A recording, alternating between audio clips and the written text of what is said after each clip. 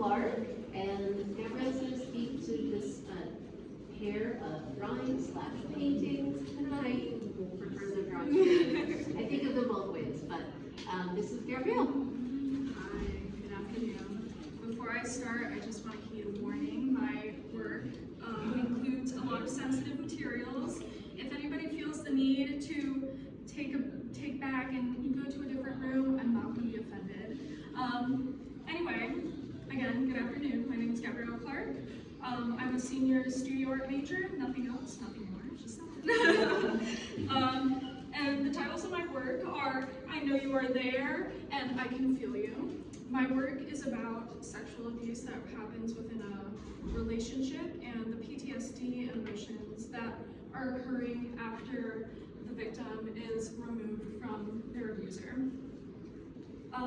Before I start talking about my theme and my process, I would like to talk a little bit about my education. Growing up, my mother was an academic. She loved art history. Back there is my mom. Say hi. My parents were very much into like just letting you go as long as you're dedicated. So I just became an artist like her. I sat down almost every day after school, weekends, and we would study out of her huge art history books. I would study Renaissance, Baroque, anything you can think of, and I would do drawings. So growing up, I was very into these classical forms and bodies that are in our old art history textbooks. Other than that, I went to Lake Brantley High School, 20 minutes away, and I was very much in the art department all the time. There I would continue my art. I was very much into watercolor. That's when I started forming this interest of color and the meaning, and that's where I started becoming more introduced in more like modern art, like Fauvism and whatnot, and Expressionism. Then I went to Seminole State, where I got my AA degree, where I continued to learn figure drawing, and I supplemented some of my art education at local art institutes such as Maitland Art Center, Crealdi. Then I also came here, where I continued learning methodology and this idea of conceptual art, where I can kind of bring my skills for classical training and make it more meaningful and current to today's situations. So again, with form and color, I'm very influenced again by Baroque, Fauvism, Expressionism. Some of my favorite artists are Bernini, pretty basic, Igor Chile and Modigliani, where they really extended form and color to make a more interesting piece.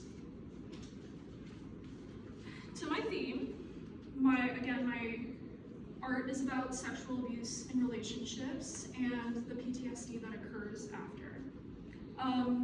Just a bit about me. I was a victim of sexual abuse within a relationship. I had a long-term boyfriend who just did not treat me well. I am finally away from that situation. I've been away from that situation for 3 years, but that trauma does not pass. Even though I keep myself at a standard to keep myself composed, does not mean I am having this internal battle where I'm still trying to repress these memories, and it makes situations and having to deal with trust and other relationships, whether it be intimate or platonic, still very hard for me. So just to give you an idea, through these are self-portraits.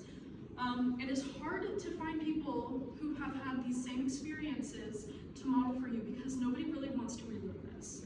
I've had to suck up a lot of my emotions and make it so that I can speak and portray things that are very important to me. So these are self-portraits, again, because it's hard to find people that will sit and model. And in these portraits, you can see that there's a lot of tension, confusion, and just overall abuse within these compositions. Healing doesn't happen for people that have been in such traumatic things. You can learn to, again, compose yourself even better, but the emotions are going to stay. Memories stay. You can't heal from it. You just have to learn to become a stronger person and know that not everybody is going to treat you that way. So, again, these compositions are showing that my everyday life, other people's everyday lives, are depicted like this. You don't know when it's going to come. These attacks of these emotions, they just happen. And these two paintings in oil pastel, you call it paintings. But in these two paintings, they are kind of like a chronological composition. They work together. They can work separate, but they are meant to work together.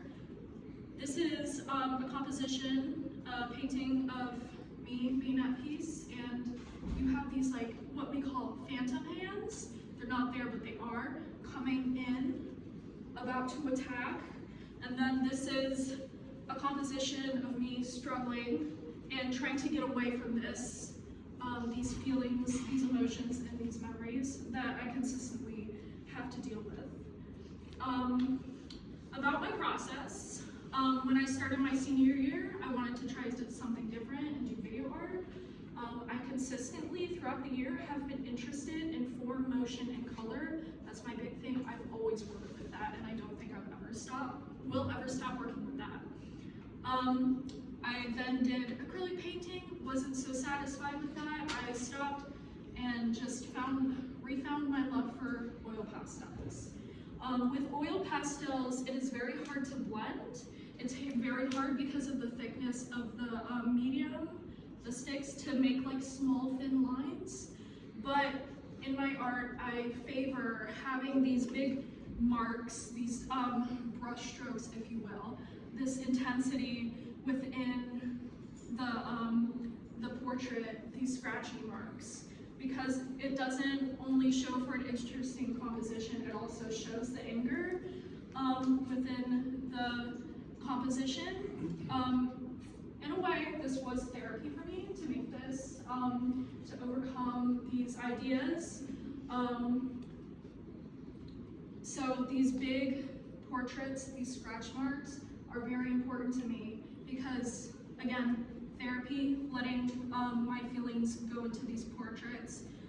Making big portraits like this, I feel, have been very consistent through my life, working very large, because it makes things, I feel, more significant.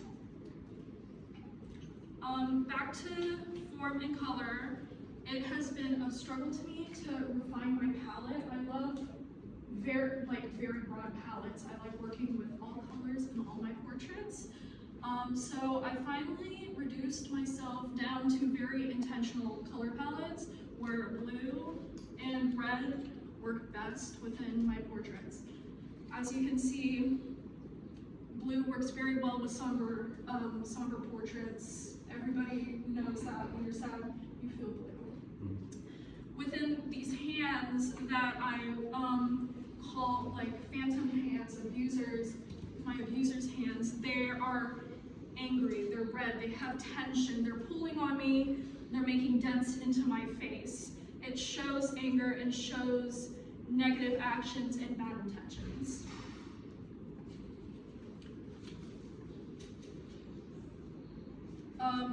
Also within my portraits, I have the hair. The hair shows motion, fullness, kind of this idea that this is a ongoing process. This is not just a still picture, it's like an in-motion picture.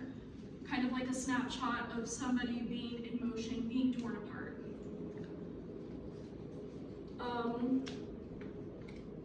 So yeah.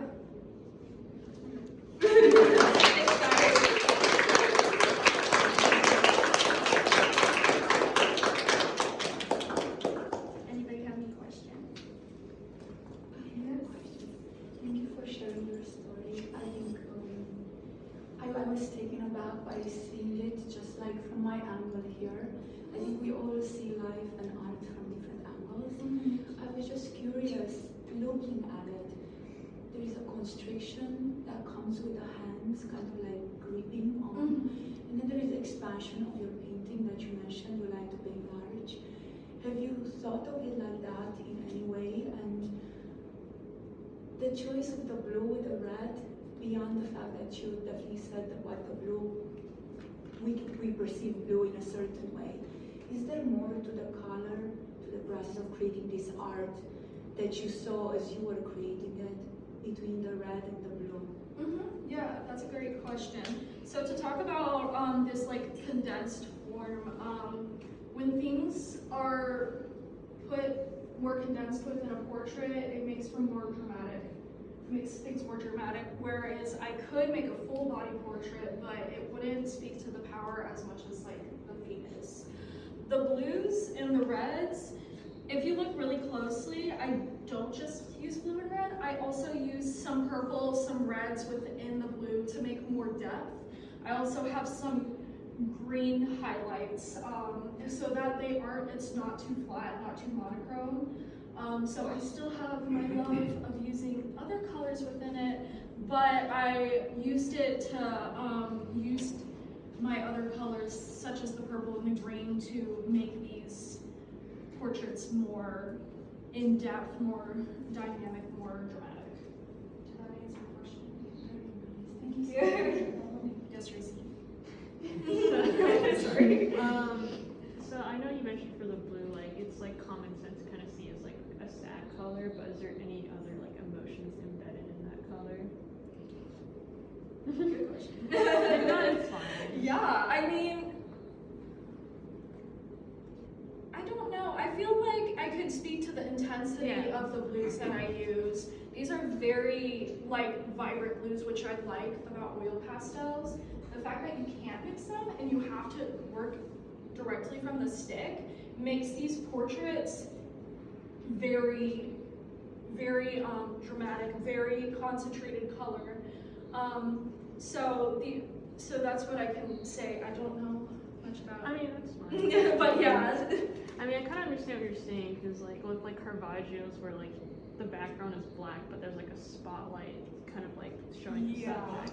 Yeah. You can't really blend very well with oil pastels. If you do and you get too excited, it's going to look like mud, and I don't want to do that. So, but yeah, the colors, I like working with oil pastels because the mark making, you can't really blend it out, and the colors, you can't blend on a palette like you do with paint. You have to go directly and hope for the best. Yes, any other questions? I actually have two. Would you say that your layering kind of speaks to the idea that you heal from these things, or you come to terms with these things in layers? And then two, post-graduation, what are your plans, and do you see any integration for yourself in art as therapy? Yeah, so that's great questions. Layering is important. Just to talk about my process, I don't sketch anything out. I don't use a grid. I look at a picture on my phone, I pose out these pictures, and I go straight in and sketch. And that's like a base layer, and then I'll start off with the in-depth, the shading, because I feel like getting that part down, like you said, making layers, coming to terms with this, that is putting down the rough stuff. That is putting down the parts that you don't really like, and you're bringing to life, like we said, Caravaggio, making these dramatic lights.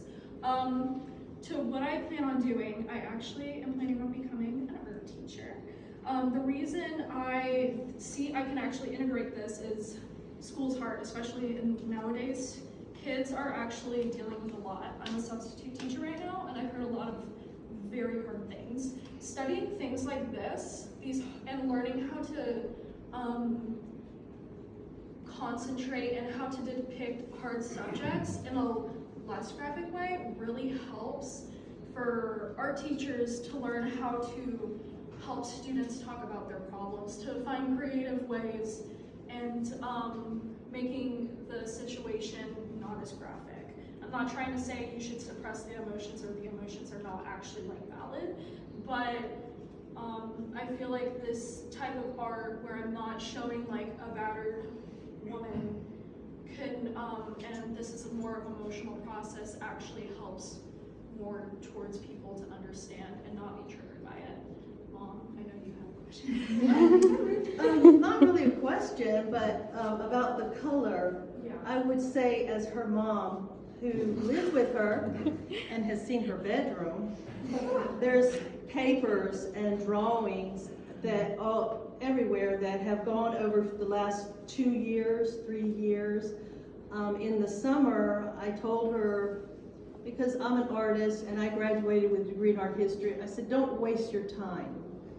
So she went to the back porch and painted with oils and painted with acrylics, and she went from doing things very small and getting larger and more color and this medium, that medium, and then I saw her just recently this year kind of focus on the oil pastels and wonderful love of color, beautiful love of color. But I think here with her professors and the curators, there was a direction and a meeting of minds, maybe to direct her to narrow it down some, narrow down your colors some.